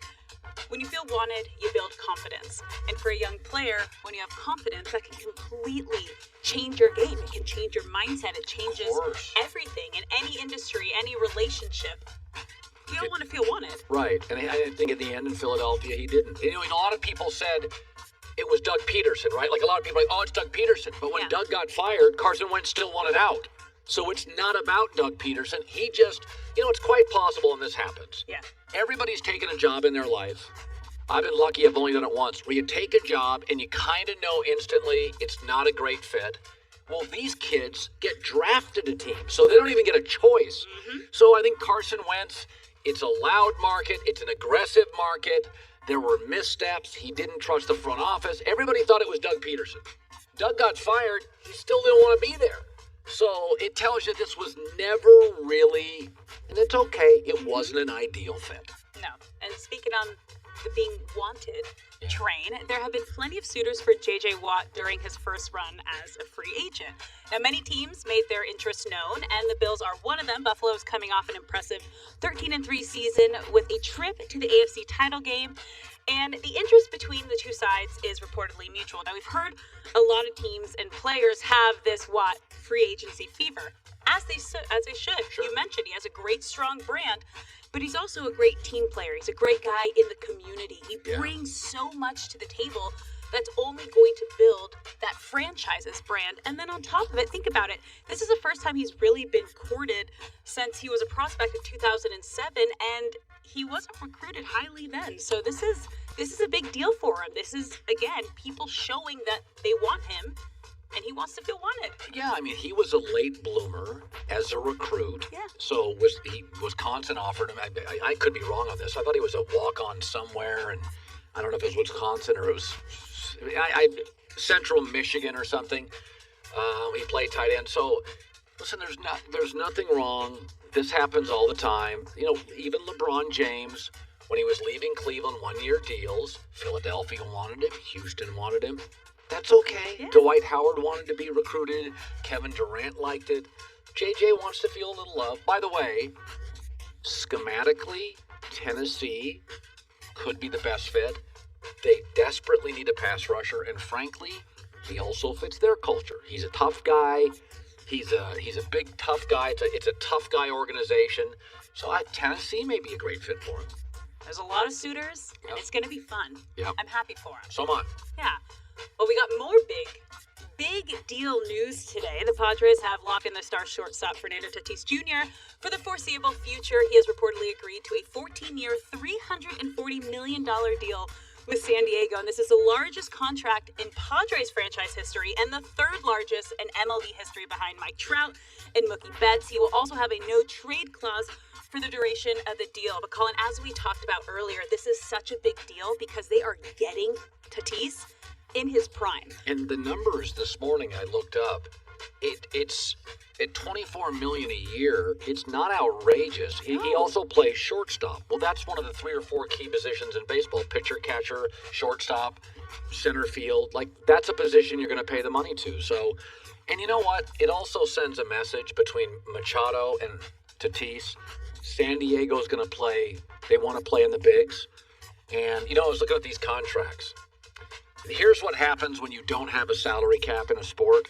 Here's the highest paid contracts in recent years. Mike Trout, California. Mookie Betts, Dodgers. Fernando Tatis, California. Giancarlo Stanton, New York. Garrett Cole, New York. Manny Machado, California. So you can say what you want about California taxes. The economy is strong in these big cities, and the franchise worth is growing faster in New York and LA than it is in Minnesota. And for San Diego to go in on Machado and Tatis, they're doing this because the numbers make sense. They feel like the TV deal with baseball, the tickets that you can charge more in California, people make more money. So when you don't have a salary cap, you're seeing Bryce Harper's the only big money contract right now, and that's in Philadelphia, which is also a big city. You know, baseball's a little lopsided right now. The Yankees will be good, a little bit. Yeah. But leagues don't have a responsibility to televise all the teams. No. The bottom line, baseball is good when the Yankees, Dodgers, Red Sox, Cubs, Braves. It's good when those teams are good. The other thing I also love about this is that he plays with flair. You don't see a ton of flair in baseball. They're getting better. They're slowly allowing players to show personality, but they're still obviously behind NBA and NFL. But this is a player that could be the face of Major League Baseball and bring in that younger generation, because that's what they need to do. That's kind of what they're losing. Make it fun, make it entertaining again. And he just sucks you in. You want to watch him. You want to see what he's going to do because he's vibrant. He lights up the TV screen. He lights up the ballpark when you're there. Yeah, and I think baseball, to its credit, has really, Rob Manfred has wanted to make it sort of a referendum in the last couple of years. Let the kids play. Yeah, they're getting there. Lighten up. Let the kids play. Listen, Mookie Betts is just more fun than most players. Let him play. Yeah. Want to showboat and look at a home run? I'm good with it. Alex for the news. Well, that's the news. And thanks for stopping by. The Herd Lie News. I thought it was interesting. Shady McCoy, was talking about Tom Brady, and he didn't play a ton because Fournette and Ronald Jones took the majority of the carries, but he was on with Pat McAfee and talked about Brady's different than all other players. He's the only player that I've ever been around that when he speaks, when he talks, I believe it. He can tell me, Shady, go walk on that water, you won't drown. I'm like, okay. The way he works, I wish when I was younger, I wish I worked as hard as he does. We just won a Super Bowl and he's back training, doing little things. He's 43. Yeah, he's dialed in, yo. He can play another 5 years. Just because not only just the talent or the big arm and all that, it's just like he gets it.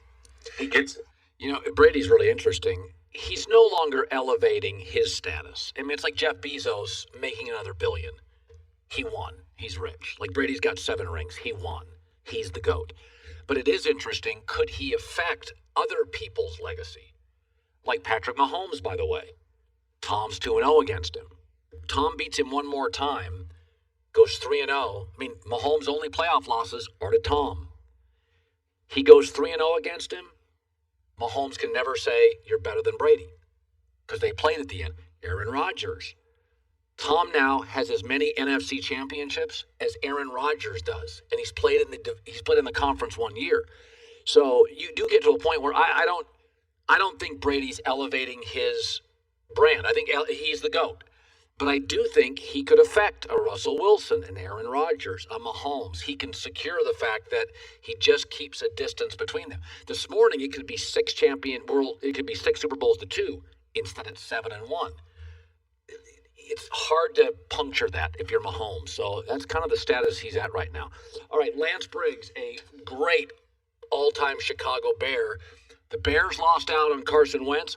What do they do at quarterback? They got a GM and a head coach many believe are on the hot seat. He'll be joining us next. Be sure to catch live editions of The Herd weekdays at noon Eastern, 9 a.m. Pacific on Fox Sports Radio, FS1, and the iHeartRadio app.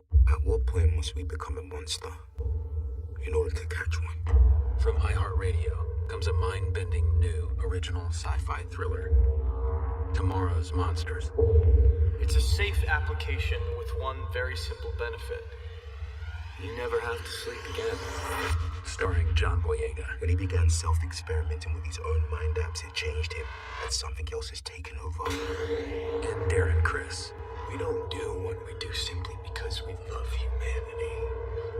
We detest the weakness in them. From iHeartRadio, Flynn Picture Company, Psychopia Pictures, and Upper Room Productions. Also starring Marley Shelton, Clark Gregg, and Saan Gauja. Tomorrow's Monsters. Available now on the iHeartRadio app, Apple Podcasts, or wherever you listen to podcasts. Here's exposure 1. Ready?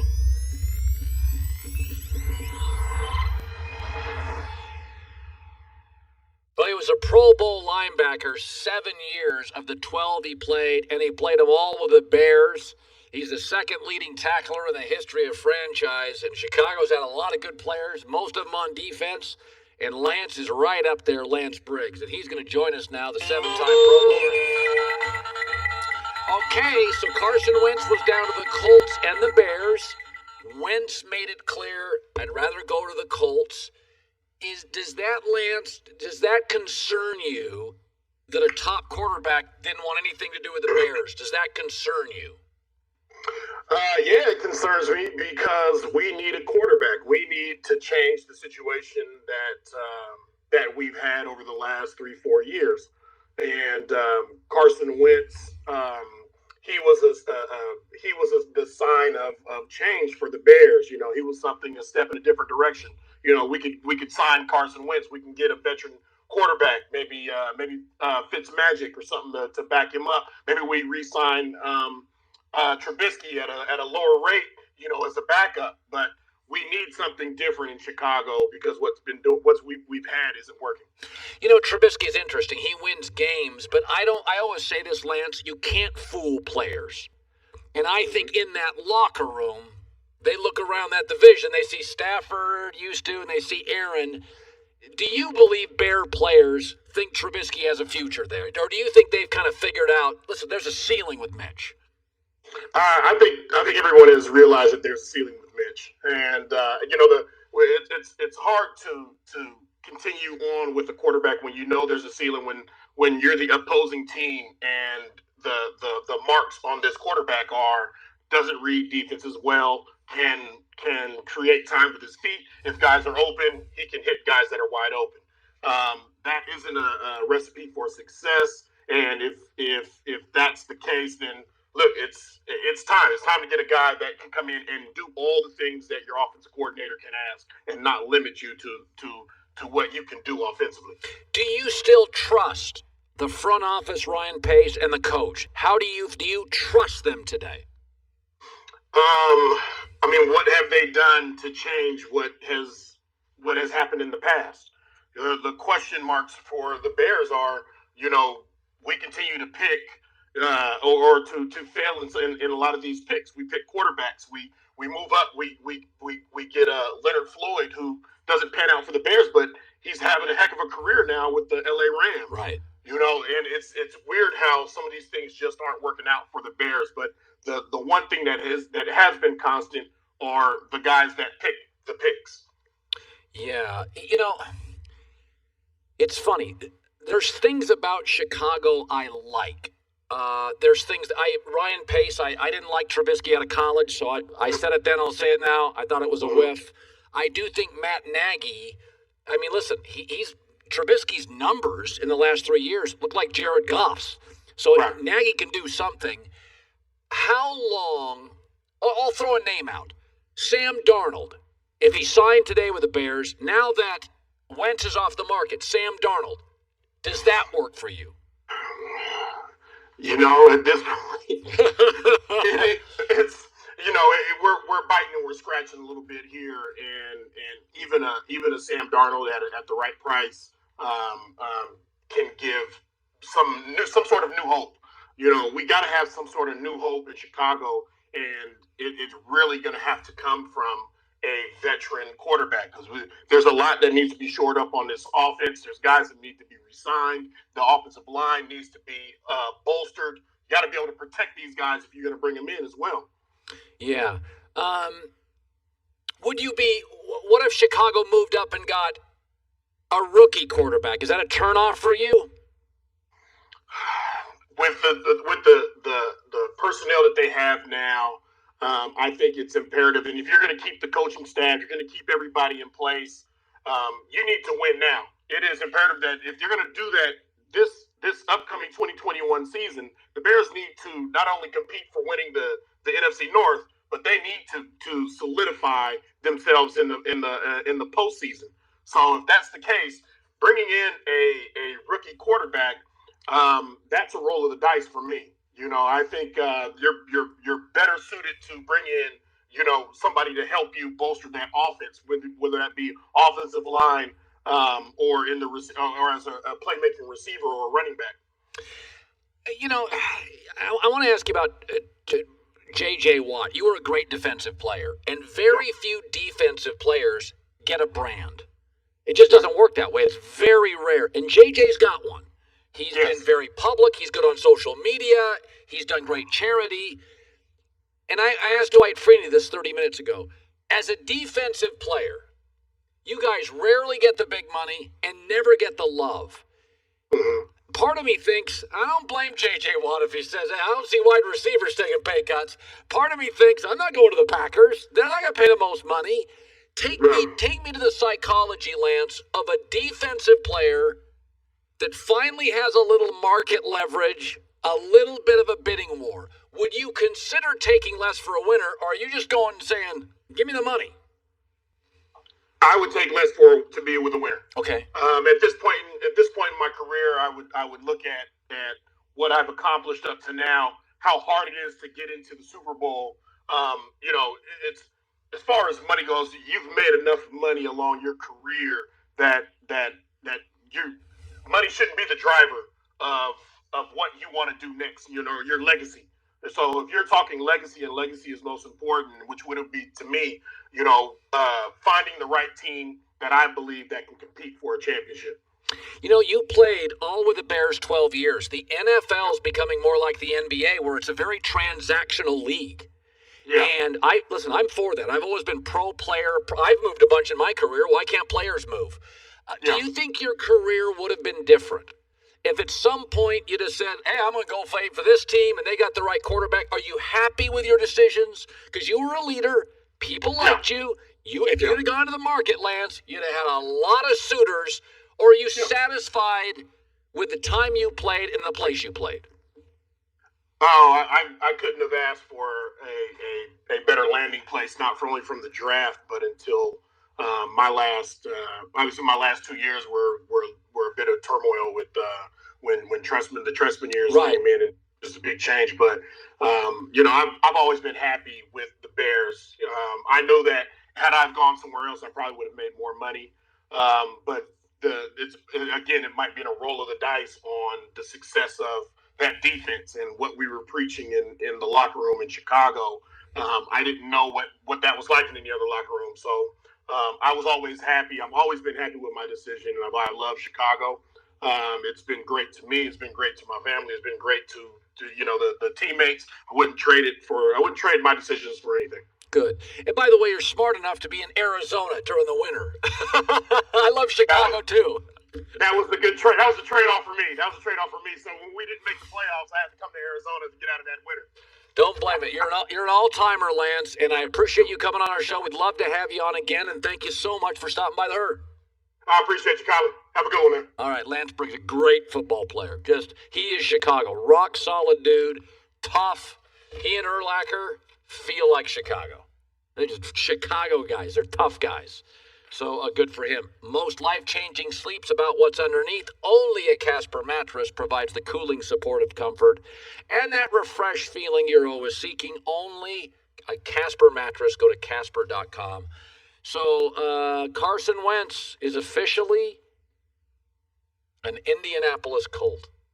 It broke right before our show. Now, many of you are insinuating that the segment I did yesterday on tampering is the reason he ended up with the Colts. As I said yesterday, it is illegal for the Colts to talk to Wentz. It's illegal for the Colts to talk to Wentz's agent, but it's not illegal for me to do a rant telling him to say no to Chicago. Therefore, the Colts can give up less and then just tagging Carson Wentz. So that's what we did. And it does seem strange that 24 hours later, he ends up exactly where I wanted him to go. I in no way am suggesting I run the league. But stranger things could be claimed today. It does appear my tampering segment had some little push to Carson Wentz going to the Colts. Okay, very powerful show. What can we say? It's fun. Listen, I like Wentz. I like the Colts. I like the way they run. You know, what's great about the NFL, sometimes in the NBA, teams feel like they don't matter because they're not coastal. They're not cool. Sometimes in baseball, there's markets like Oakland, Seattle, don't have money. They feel like they're on the outside looking in financially. Right now in the NFL, your top 6 or 7 teams, you got Buffalo, you got Kansas City, you got Green Bay. I think you have to throw the Colts in. You got crazy Tampa. It's a lot of the smallest markets in the NFL. Often Midwest, small markets, forgotten in other leagues, are front and center. You're listening to Fox Sports Radio.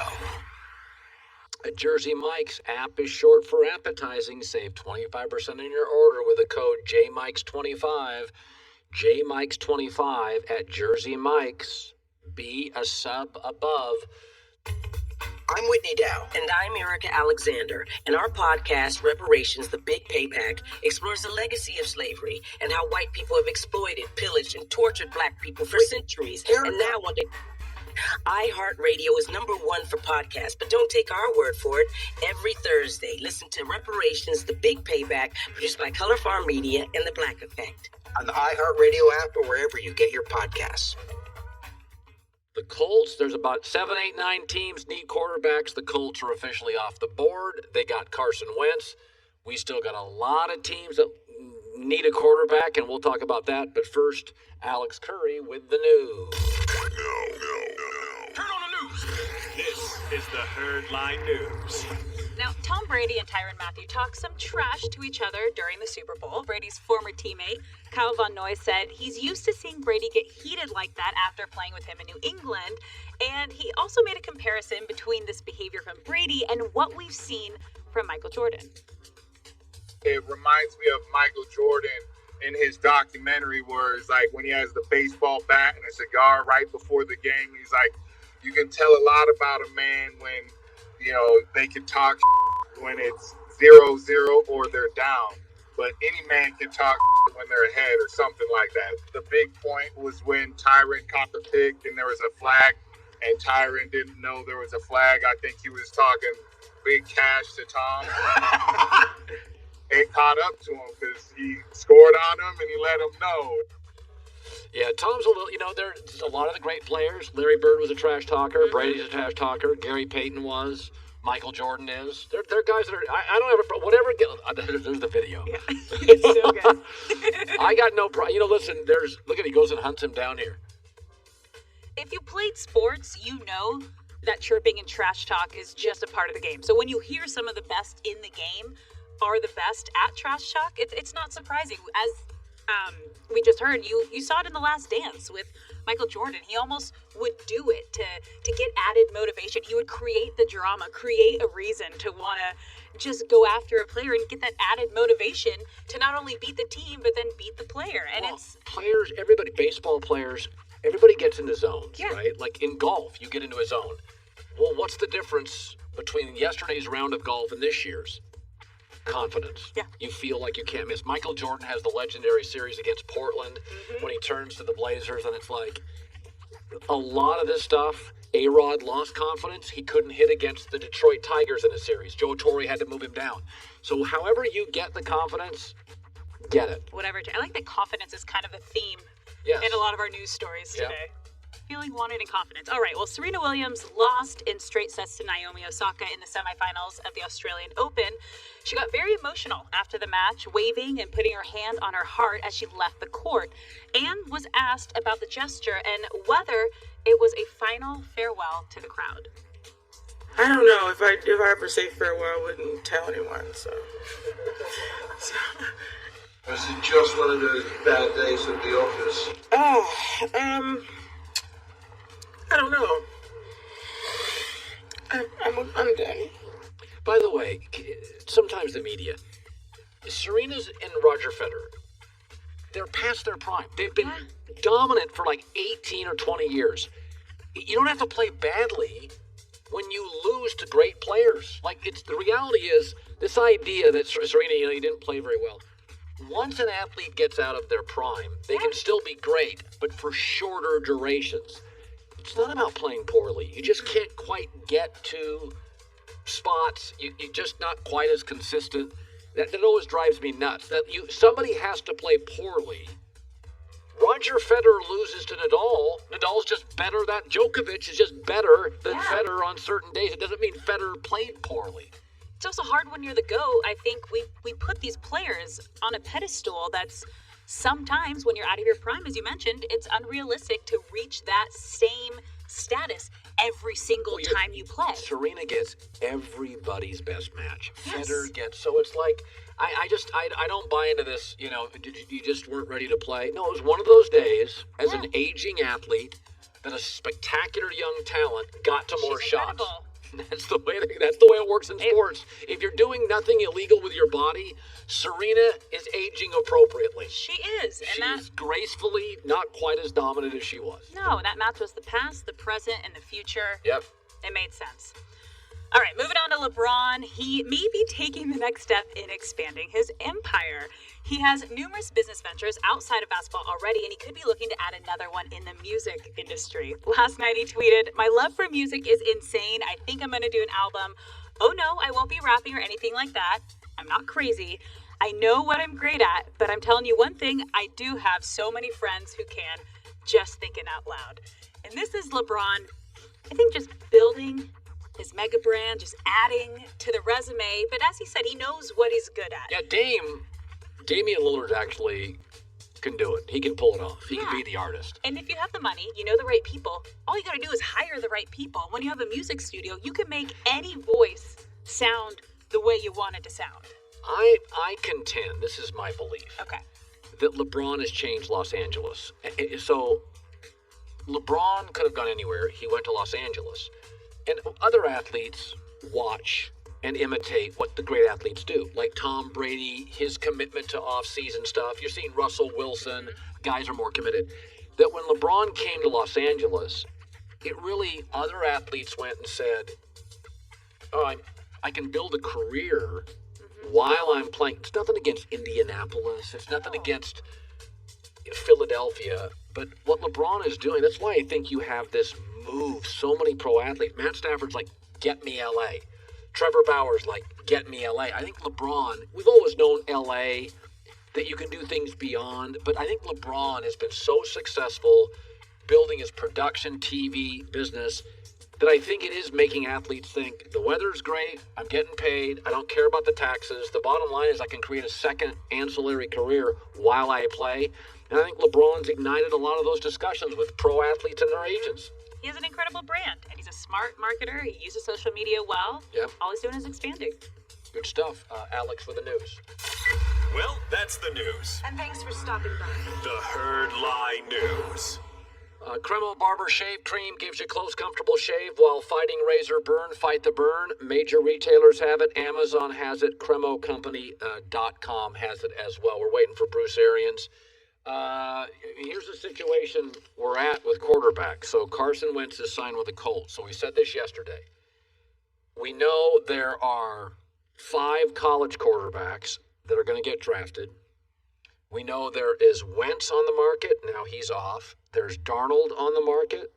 There's Mariota on the market. Let's see who else is on the market. Deshaun's not yet on the market. So you start looking at teams that need quarterbacks. So let's look at right now. We took the Colts off. Here's now who needs a quarterback. So the Jags need a quarterback. We know who they're going to draft. They're going to draft Trevor Lawrence. So that one we can figure out. The Jets don't need one, but the understanding is they're going to move to Zach Wilson of BYU. That's going to leave Darnold available. Carolina, more than a few leaks, is going to move eventually off Teddy Bridgewater or draft a quarterback. Same with Denver. New England has Cam, but they'll probably make a move. Washington, we know, needs one. Chicago's urgent. Saints, I think, will probably go with Jameis Winston. Wouldn't shock me if they drafted one. And the Pittsburgh Steelers with Big Ben and comments. So what you're seeing in the NFL, plus I think a lot of this, I think Tom Brady goes to Tampa and wins. And I think a lot of teams look at that and go, wow, it's just as easy. Go get a quarterback and you win Super Bowls, but it's not that easy. But Carson Wentz is off the market. And you know what? I root for players. I want him to kick butt. I hope he and Frank Reich kick all sorts of butt. So Bruce Arians is very unique. He's the oldest coach to win a Super Bowl. He's the only interim head coach to win Coach of the Year. He's the only team that has all black coordinators, multiple female coaches. He retired from coaching and came back. He's done it his way from day one in the league, and right now he's at the top of the heap in the NFL. And Bruce Arians, the Super Bowl champ, the Bucs head coach, is joining us live, and we appreciate that. By the way, I want you to go AriansFamilyFoundation.org. Cocktails with Arians and Friends tomorrow night, 6 to 8. So Bruce is joining us. First of all, Bruce, you're a busy guy. You didn't have to. We appreciate this. And I want to start with this moment. What was the moment, Bruce, this year? You may have said it to your family. You may have said it to coaches. But you said to your staff or somebody, guys, we're really close. We are really close to getting this thing buttoned up. Was there that moment or epiphany before you got to the Super Bowl, Bruce? It really was, Colin. And first of all, I'm so happy that you're healthy. Oh, thank you so much. You don't need to be scaring me like that, brother. Scared me too. Yeah, I bet. But yeah, I think it was right after the loss to the Chiefs. We had lost to the Rams by 3, lost to the Chiefs by 3, and we had our open date.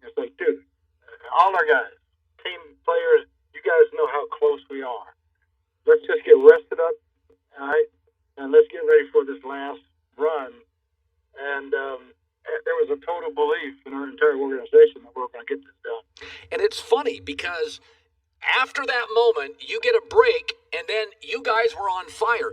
Bruce, were practices different? Did you and Tom have a certain symmetry? What went on in those bye-week practices? Was it different than anything you'd been a part of in coaching? Because something happened over that stretch, and you came out with your hair on fire for 2 months. Yeah, we basically put up scenarios for the playoffs. Who's the first seed? Who's the second seed? Where do we stand? What does this game mean? And we started the playoffs then. We are now in the playoffs. You guys wanted to be in the playoffs? Here we are. And every game matters. The practices intensity was always good, but it went up a notch. Tom knew how to take that bull by the horns and get a little more involved leadership-wise. And we don't accept anything but perfection, but it got better. It got better starting that next week. You know, Bruce, it's interesting. This wasn't the easiest team to coach. You didn't have a preseason. You had a bunch of new parts. You had Lenny comes in. You got Gronk comes in. You got AB comes in. Godwin was hurt early. This wasn't easy. This was not easy, Bruce. You had injured players. You had new players coming in. Go back to September, October. Were there some moments of turbulence that you ever had a doubt and thought, good Lord, we got a lot of new faces. We got a lot of new guys. We got a lot of mouths to feed. Was there a point when you questioned it? Oh, we're so fortunate because when Mike Evans and Chris Godwin are your superstar receivers, they're the most unselfish guys I've ever coached to be great players. They just want to win. So nobody could bitch and want the ball because they didn't bitch and want the ball. So it was like, as we added the pieces, out of necessity because of injuries, they were welcome with open arms. I went to Mike, I went to Chris, I said, look, I think I might sign AB. They said, Coach, you think it's going to help us win the Super Bowl? I said, I think so. Hey, we're all for it. Oh, we're all for it. We'll give up catches. We don't care. We want to win a Super Bowl. God, that's great. You know, one of the things about Tom is that there's a sense in the world when a player gets great, he's harder to coach. And, you know, listen, Tom has things he's good at. Tom probably has things he doesn't love to do. You guys, you have ways you like to coach. He's got ways you've got to play. But you kind of made it work. What is it like to coach Tom? Or is it easier? Is it more of a challenge? And that's not a knock on anybody, but there are players that have kind of a system they believe in. What's Tom like to coach? I know it's a simple question, but what is it like? He loves hard coaching. He wants to be coached hard, and he wants to learn new things and try new things. So that's part of it. But also, Byron did such a great job of keeping him comfortable with what we were doing and what he has done in the past, and adding the conglomeration of his offense and our offense, it was just the Bucs offense. You know, and it wasn't. I have to laugh when I hear these guys say, "Oh man, they're running New England's offense now." But just go back and watch the film in Cleveland, Pittsburgh. It's the same shit we've been running for 20 years, right?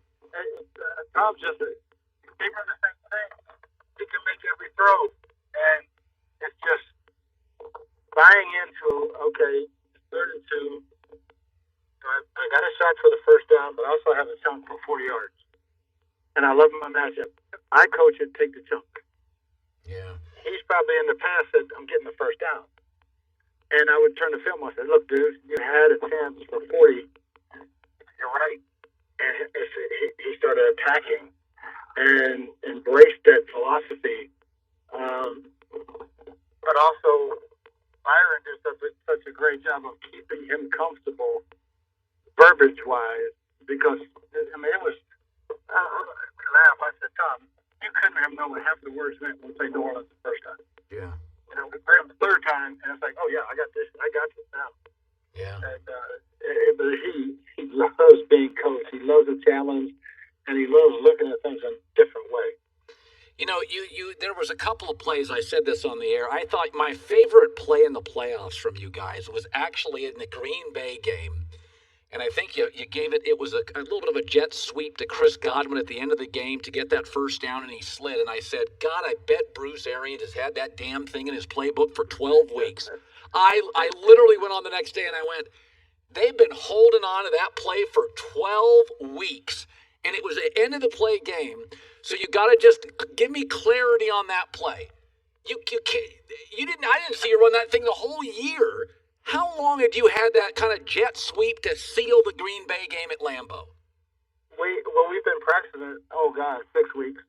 Every time we go to 5, it's 100% pass with 5 wide receivers in the game or 4 and a tight end. So we had 4 or 5 runs. That was our favorite. And it was just the perfect timing. I said, Byron, if we get to 3rd and 4 or less, we're going to run that ball. Coach, that's the perfect one. That's the perfect one. He called it. And the guys executed it to perfection. Do you think Bruce, and you're very much a family guy, you're young at heart. Did you sense, maybe it was after the Super Bowl, that you know what?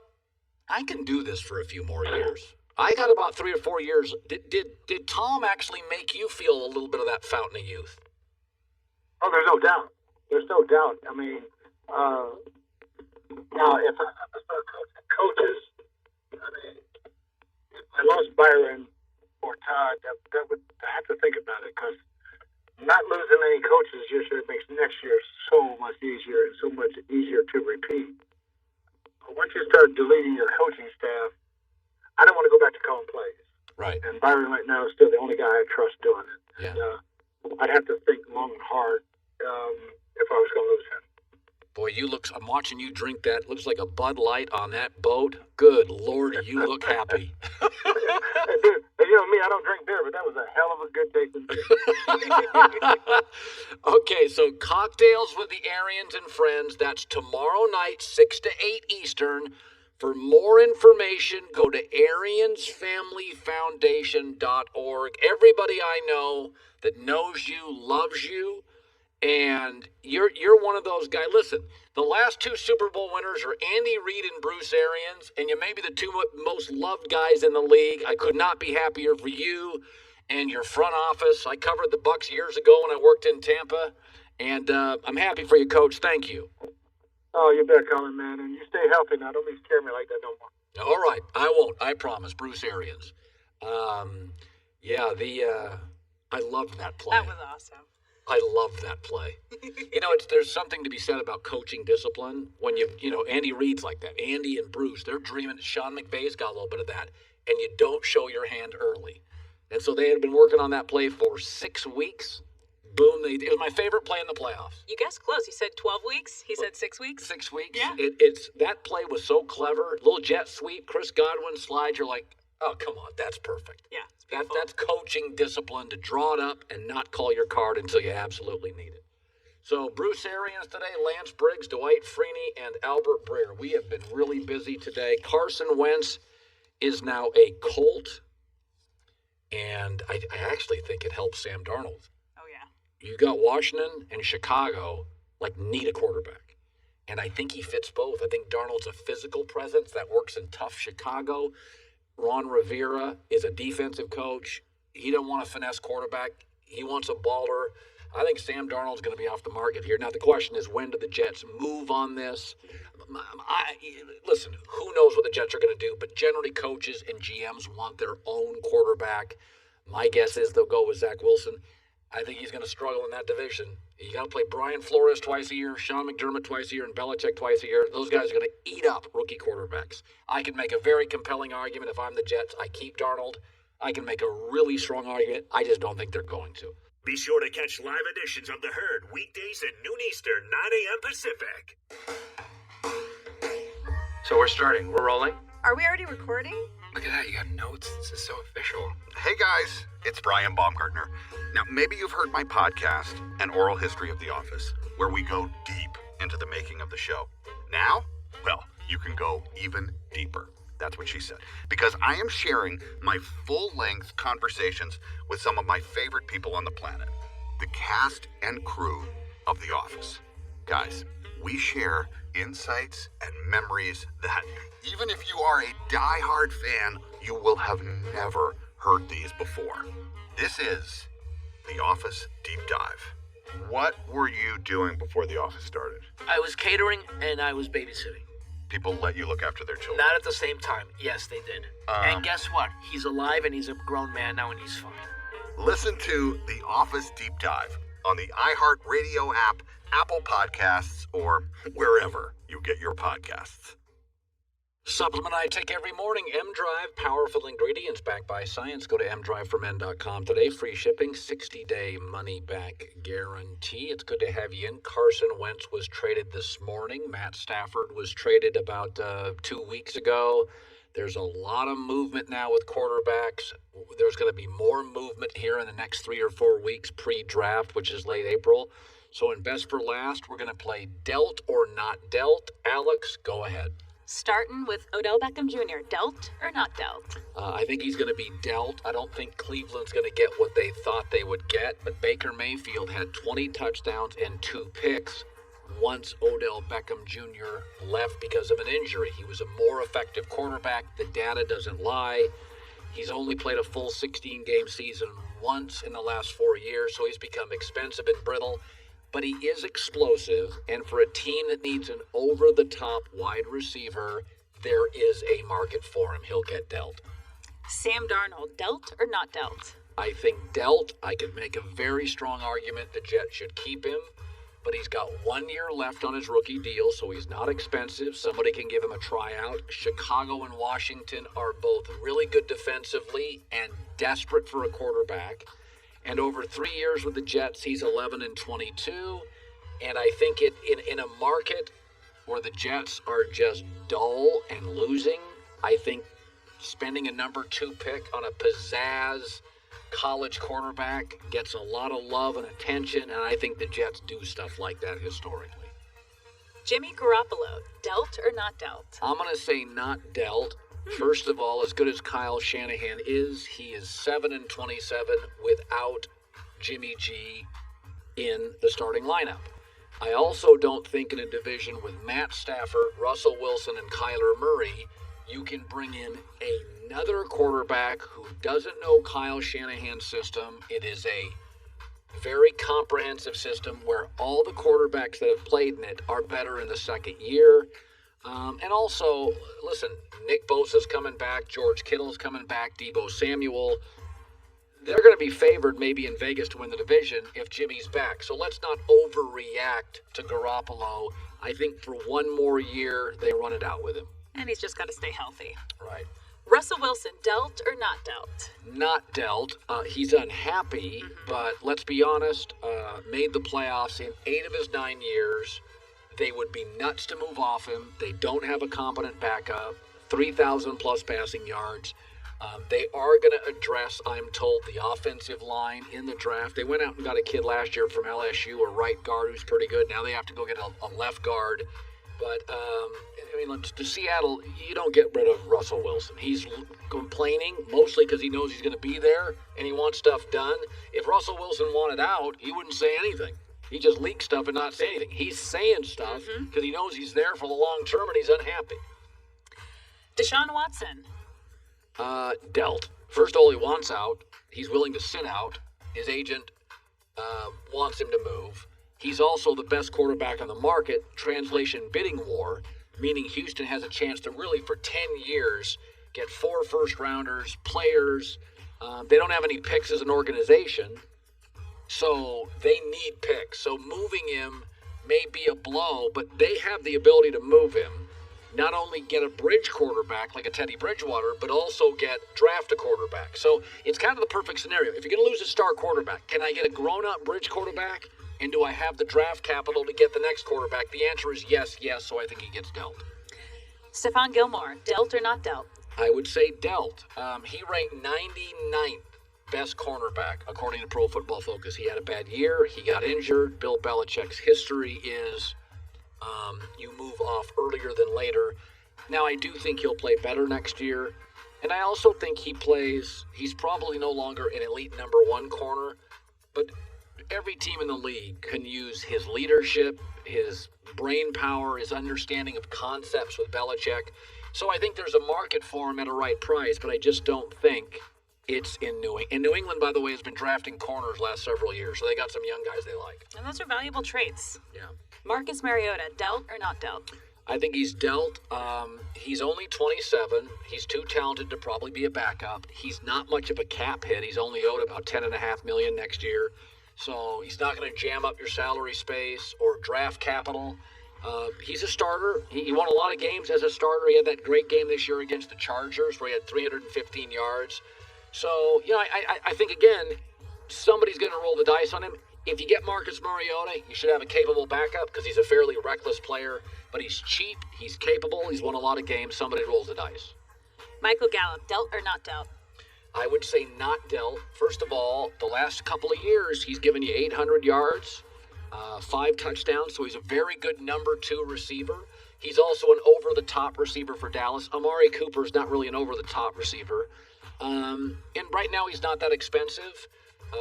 It's also becoming a weapons league, and one thing the Cowboys do have is wide receivers. CeeDee Lamb, Gallup, and Amari Cooper. So it's the one team strength. They may not want to move off that as a team strength. So he's a good player. He's not expensive yet. So I think they keep him. All right. Zach Ertz, dealt or not dealt? I don't know what his market is. I'd say dealt.